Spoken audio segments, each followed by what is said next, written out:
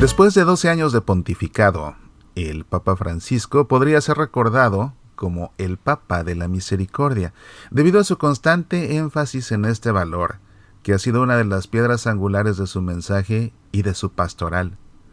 A lo largo de su pontificado, ha subrayado la importancia de vivir la misericordia no solo como un concepto teológico, sino como una práctica concreta y diaria. Esto se refleja en diversos aspectos de su magisterio, sus gestos y su manera de guiar a la Iglesia. Ya desde sus primerísimas apariciones en el balcón en la Plaza de San Pedro para el rezo del Ángelus, el Papa nos exhortaba a confesarnos, diciéndonos que Dios no se cansa de perdonar, sino nosotros de pedirle perdón. Un punto clave de su pontificado fue la convocatoria del Jubileo Extraordinario de la Misericordia, en 2015 y 2016. Un evento en el que hizo un llamado global a redescubrir la misericordia de Dios, tanto en la vida personal como en las relaciones sociales. Ese año dio potestad a todos los sacerdotes, y no solo a los penitenciales, de levantar la excomunión a aquellas que se confesaran de haber cometido un aborto. El Papa Francisco ha insistido en que la Iglesia debe ser un lugar de acogida y perdón. Ha hablado repetidamente sobre la necesidad de perdonar a los demás, incluso en situaciones de gran sufrimiento y ofensas profundas. Para Francisco, la misericordia no es solo una actitud de Dios hacia los hombres, sino también un mandato para los creyentes: ser misericordiosos como el Padre.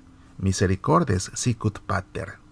De este modo, la misericordia es un principio que debe guiar todas las acciones y relaciones humanas. A lo largo de su papado, Francisco ha hecho gestos visibles de misericordia, como visitar a los enfermos y los más necesitados, incluyendo a aquellos en las periferias de la sociedad, como los migrantes, los pobres y los reclusos. Uno de sus gestos más emblemáticos ha sido lavar los pies a prisioneros en Jueves Santo, reflejando su constante invitación a vivir la cercanía y compasión con los más marginados. Para el Papa Francisco, la misericordia también implica una transformación de la Iglesia misma. En su exhortación Evangelii Gaudium, el gozo del Evangelio, aquella que escribió a 4 manos junto con Benedicto XVI, que fue el que la inició, el Papa Francisco habla de una Iglesia en salida, que va hacia las periferias del mundo. No solo en términos geográficos, sino también en cuanto a las personas más alejadas o heridas, especialmente las que se sienten rechazadas o alejadas de la fe. Además, su constante llamado a una mayor apertura pastoral, sin perder la verdad, está ligado a la misericordia de dar espacio para la conversión y el arrepentimiento. Más allá de los límites de la Iglesia, Francisco ha tratado de inspirar una cultura mundial de misericordia, impulsando un diálogo constante entre las distintas religiones y trabajando por la paz en lugares de conflicto. Su encíclica Fratelli Tutti, Todos somos hermanos, refleja este enfoque, ya que propone una fraternidad global donde la misericordia y el respeto mutuo son fundamentales para superar las divisiones y construir un mundo más justo y solidario. En la Jornada Mundial de la Juventud en Lisboa, Portugal, en 2023, el Papa dijo palabras que cimbraron a muchos. Amigos, quisiera ser claro con ustedes que son alérgicos a la falsedad y a las palabras vacías. En la Iglesia hay espacio para todos, para todos. En la Iglesia ninguno sobra, ninguno está de más. Hay espacio para todos. El Papa demostró un año después, este pasado 2024, que él no solo predica palabras, sino que realiza obras. Bajo sus indicaciones, el Dicasterio para la Doctrina de la Fe emitió la declaración doctrinal Fiducia Supplicans, que permite que las personas que viven en una unión irregular, de cualquier tipo, puedan recibir la bendición. El Papa no cambió con esto la doctrina sobre el matrimonio en lo absoluto. No podría, pues la realidad matrimonial fue establecida por Dios mismo.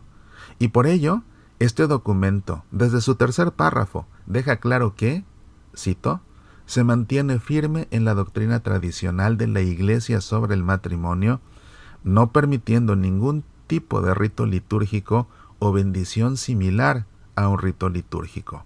Fin de la cita. Es decir, la Iglesia no tiene la facultad de bendecir una pareja irregular para santificar esa unión como si se tratara del sacramento del matrimonio. Lo que sí puede y debe hacer es bendecir a cada una de las dos personas que forman parte de esa pareja. Porque aun cuando alguien no pueda acceder a algún sacramento, como la comunión en este caso, todos, absolutamente todos, necesitamos de la bendición de Dios. Y por eso podemos recibirla, como hacemos todos, independientemente de nuestra situación moral, al final de cada misa. Y es que, ¿cómo va alguien a lograr superar sus falencias humanas si no es con la gracia de Dios? De ahí la necesidad de recibir la bendición de Dios cuando se está en la lucha. Pero esto le costó al Papa la crítica y el escarnio de muchos que se rasgaron las vestiduras. Nada nuevo. Él es el vicario de Cristo, y a Cristo mismo le sucedió igual. Si algo hacía desatinar y rabiar a los fariseos de aquel tiempo, era la misericordia de un rabí que se sentaba a la mesa con los peores pecadores, y peor, que hasta los perdonaba. De igual forma, la misericordia que el Papa Francisco enseña y dispensa hace desatinar y rabiar a sus críticos más feroces una y otra vez. Lo mismo laicos de a pie que sacerdotes y hasta obispos. El Papa Francisco ha sido el más criticado, ridiculizado y atacado en la historia. Y es que, para complicar las cosas, a él le ha tocado navegar la barca de San Pedro entre las aguas de las redes sociales, que por un lado son un manantial de aguas cristalinas, pero por otro, una agria batalla naval que envalentona a muchos, que escondidos detrás de las fragatas del anonimato, de los portaaviones de un teclado o de los buques de una pantalla, tienen las agallas de ofender de formas que jamás lograrían hacerlo, estando en persona ante el Santo Padre. Jesús fue el Mesías de la misericordia. El Papa Francisco, su vicario, es el Papa de la misericordia. En aquel discurso a los jóvenes congregados en Lisboa, Francisco puntualizó, cito, «En la Iglesia hay lugar para todos, y esa es la Iglesia, la madre de todos. Hay lugar para todos. El Señor no señala con el dedo, sino que abre sus brazos.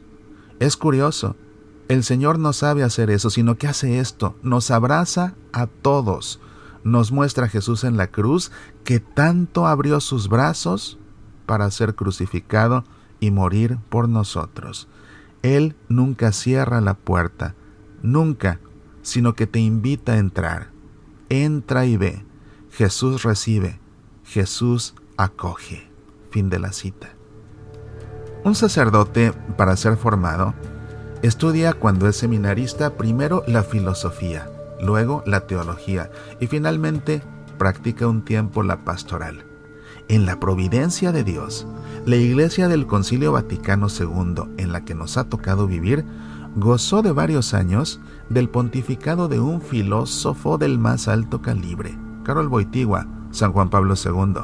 Luego, Dios quiso darnos la instrucción teológica del mejor de nuestros tiempos, Joseph Ratzinger, Benedicto XVI. Después de formarnos en la filosofía y la teología, al igual que a los seminaristas, Dios le ha dado a la Iglesia un Papa maestro de la pastoral, Jorge Mario Bergoglio, el Papa Francisco, el Papa de la Misericordia. Esta trilogía de papas postconciliares y la secuencia formativa que ellos representan para la Iglesia es algo que no debemos pasar por alto. Es algo por lo que debemos dar gracias a Dios. Y ahora, a 12 años del inicio del pontificado de nuestro querido Papa Francisco, recemos por él con todas nuestras fuerzas, pues desde la hora 1 de su pontificado, él así nos lo ha pedido.